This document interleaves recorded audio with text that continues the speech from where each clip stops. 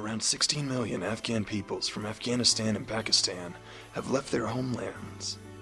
Living abroad, they've settled in North America, Europe, Australia, and the Gulf Arab states. Pashtuns, Baluch, Hazaras, all caught in the trappings of Islam. Out of the 2 million Afghans in the Gulf Arab states, only a handful are Christians, and there are no native churches among them.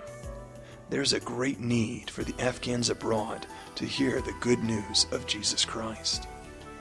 Our prayer is that your heart is breaking for the Afghans, that you are beginning to see with God's eyes a lost and broken people. This is your invitation to join in the Father's work.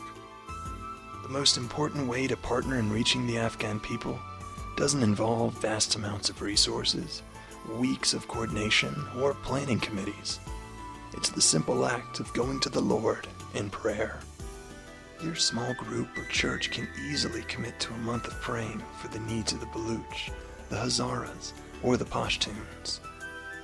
For where 2 or 3 come together in my name, there I am with them. We also need your prayer support.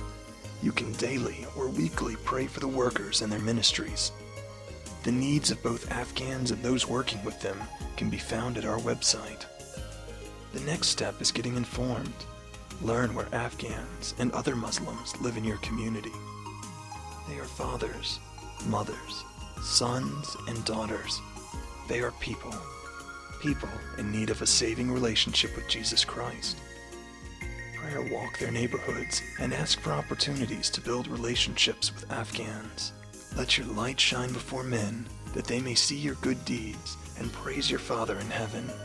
You can take an active role in welcoming and befriending them, invite them into your lives, and show them the love of a life lived for Christ.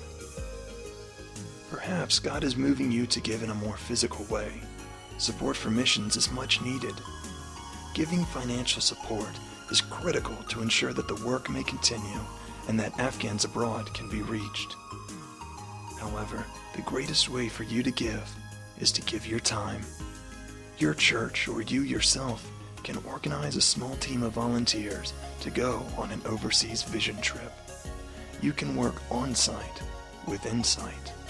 By prayer walking through Afghan communities, you will directly confront the spiritual oppression that looms over them.